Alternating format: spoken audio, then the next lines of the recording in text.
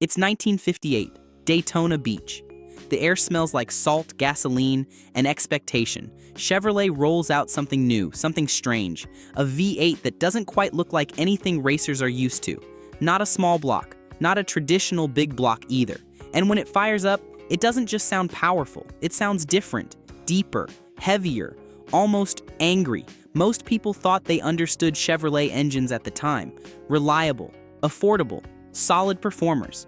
But what almost nobody knew was that this new engine, the 348, was about to rewrite the rules. And what happened next shocked the entire racing world, because this wasn't just another V8, it was the beginning of something much bigger. To understand why the 348 mattered, you have to go back to the mid-1950s. Chevy already had a winner, the small block V8. Introduced in 1955, it was lightweight, compact, and surprisingly powerful. By 1957, the fuel-injected version was making 283 horsepower from 283 cubic inches. 1 horsepower per cubic inch. A huge deal back then. Engineers were proud of it. Racers loved it. The public bought them as fast as Chevy could build them. But there was a problem. Ford was getting serious. They weren't sitting back and letting Chevy dominate. Their engineers were working overtime, pushing displacement, building engines that could hang with anything on the track. Chrysler had its Hemi, a powerhouse that was already legendary in racing circles. And NASCAR? It was turning into a battlefield. Not just weekend racing anymore. This was serious business. Bigger tracks, higher speeds, longer races. Engines were being pushed harder than ever before. And Chevy's small block was reaching its limits. At high RPM, the oiling system struggled. Oil would slosh away from the pickup. Pressure would drop. The bottom end wasn't designed for sustained punishment at 6,000 RPM and beyond. Sure, it could hit those numbers for short bursts, but run it there for an hour, 2 hours? Things started breaking, and torque. That's where the small block started to fall behind. When you're coming out of a turn at Darlington, you need grunt. You need power right now, not 3 seconds from now when the revs climb. You need to pull that heavy chassis forward with authority. The small block was quick, but it wasn't brutal, and brutal was what won races. So Chevrolet made a decision. If they wanted to dominate racing, they needed something bigger, stronger, more brutal. That decision led to the birth of the 348 cubic inch W Series engine. But there was something unusual about it right from the start. Instead of a traditional wedge or hemispherical combustion chamber in the cylinder head, Chevrolet moved the combustion chamber into the block itself. Yes, the block. The cylinders were machined at an angle, creating a wedge-shaped combustion chamber between the piston and the cylinder head. The heads were almost flat. When mechanics first saw the design, some of them thought Chevy had lost their minds. It was unconventional, risky, and honestly, kind of weird. But there was a reason for it. By putting the combustion chamber in the block, Chevy could use larger valves without making the heads bulky. Airflow improved, combustion became more efficient. The flame front traveled differently, igniting the mixture in a way that extracted more power from every drop of fuel. And more importantly, it allowed for a stronger, more rigid bottom end. Because this engine was built for one thing: surviving punishment. The engineers knew what was coming. They knew this engine would be flogged mercilessly on tracks across America. They knew it would see sustained wide-open throttle. They knew it needed to survive conditions that would kill lesser engines, so they built it heavy, strong, overbuilt in the best way possible. The 348 had a bore of 4.125 inches and a stroke of 3.25 inches, giving it that 348 cubic inch displacement. Compression ratios ranged from around 9.5.1 in base versions, up to 11.25.1 in high-performance variants. The block was thick, beef everywhere. The crankshaft was forged steel, not cast. The rods were heavy-duty pieces designed to handle serious cylinder pressure. On paper, the early versions made about 250 horsepower. Not earth-shattering by modern standards, not even groundbreaking for 1958. But that number didn't tell the full story, because torque That's where this engine came alive. With over 350 lb-ft of torque available low in the RPM range, the 348 pulled hard, real hard, the kind of torque that could launch heavy cars off the line like they were half their weight. You didn't need to wind it out to 7,000 RPM. You didn't need to wait for a power band. You just mashed the throttle, and it went. And racers noticed immediately. The first time a few privateers got their hands on 348 powered cars and showed up at local tracks, word spread fast. These engines didn't make the highest peak numbers, but they made power everywhere. Usable, accessible, tire-shredding power. But there was a problem. Actually, several. The first versions of the 348 had oiling issues under extreme conditions. At sustained high RPM, oil pressure would drop. The oil pump could only move so much volume, and under hard cornering, especially on banked tracks, oil would move away from the pickup. Bearings would heat up, and in some cases, fail. One NASCAR mechanic later said, "We pulled the pan and it looked like someone dumped glitter in the oil. Metal everywhere. Connecting rod bearings, main bearings, turned into confetti. That's not the kind of reputation you want. Engines that grenade mid-race don't win championships. They don't build confidence.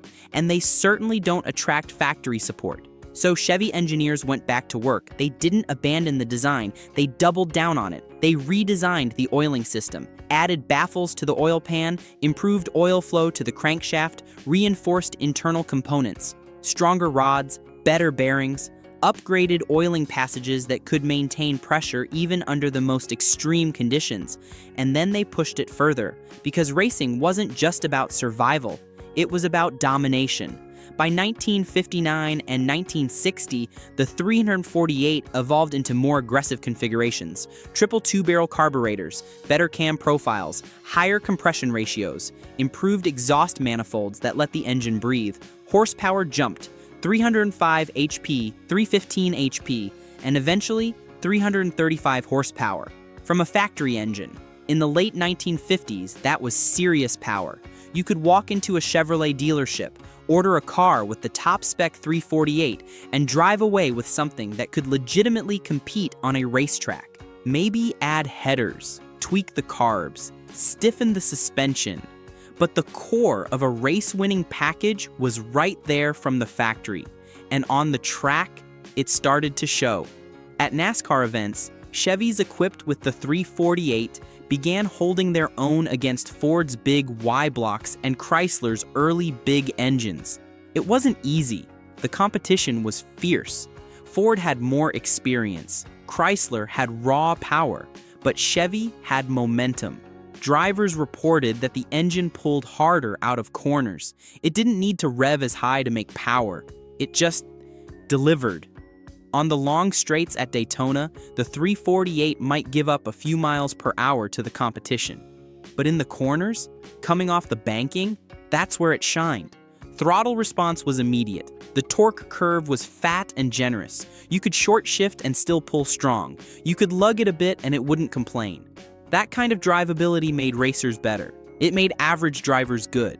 And it made good drivers dangerous. But then something happened that changed everything.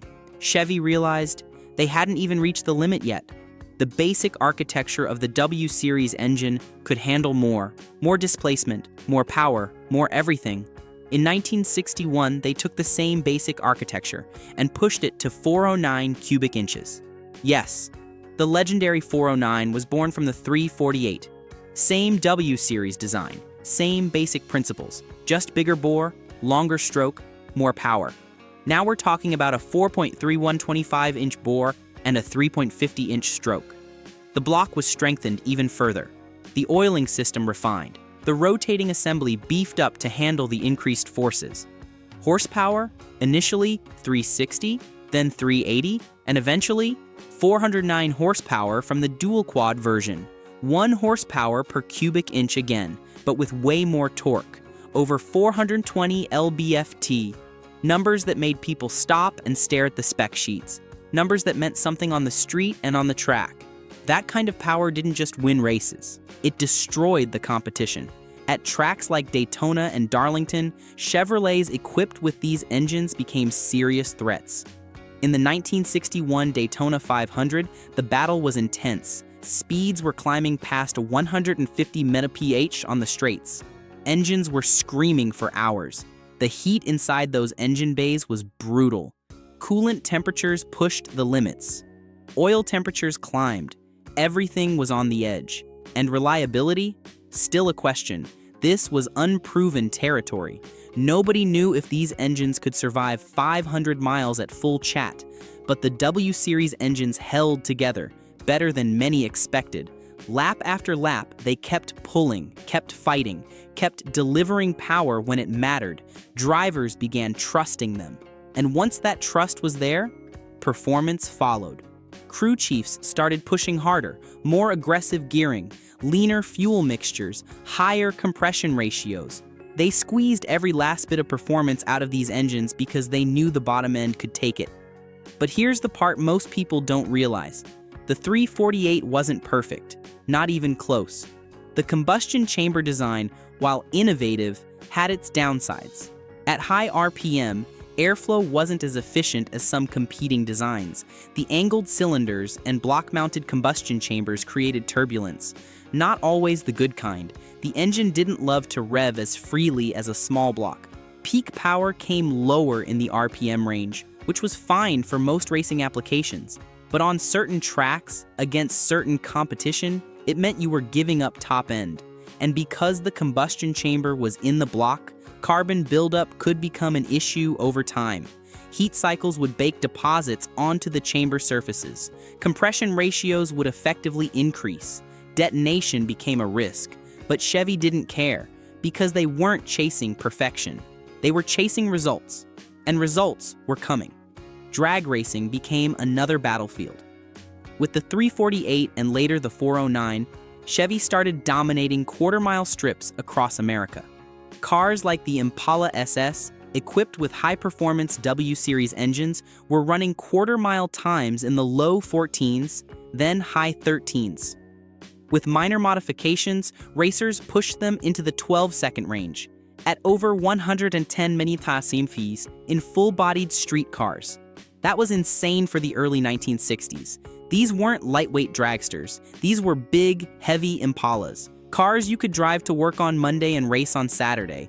One drag racer reportedly said, "You didn't race a 409, you survived it." Because when that torque hit, it hit hard.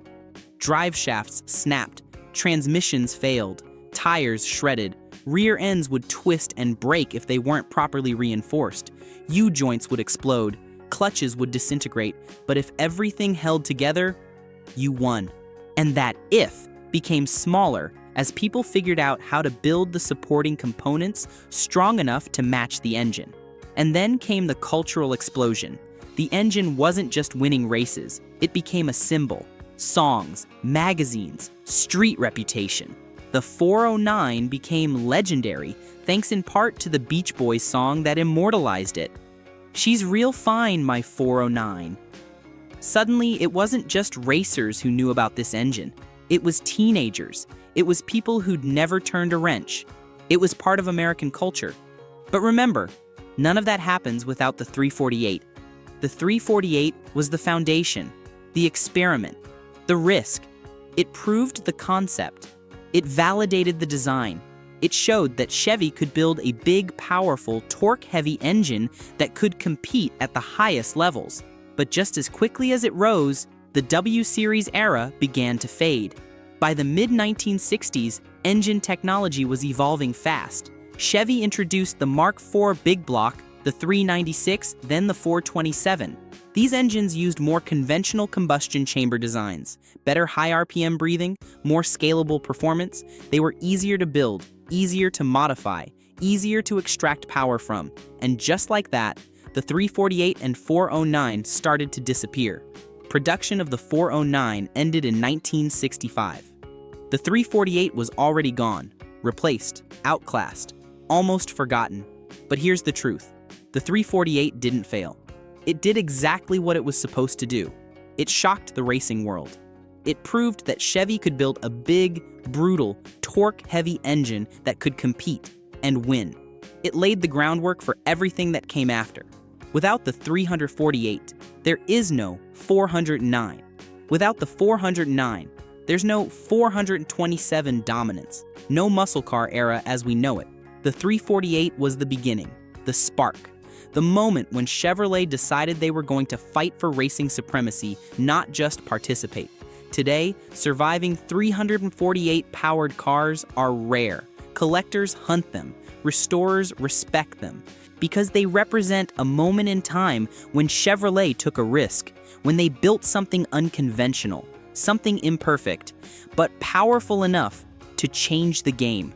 Original 348 engines in good condition command serious money. Finding one with matching numbers, even harder. But when you do find one and you fire it up, you hear history. You hear the sound that shocked Daytona in 1958. You hear the foundation of a dynasty. So what made the 348 so special?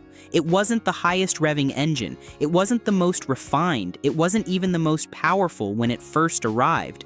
But it delivered something that mattered more in that era. Raw, usable power, and just enough durability to survive the fight. That's why it shocked the racing world. Not because it was perfect, but because it worked when it mattered most. If you enjoyed this story, let me know what you want to see next.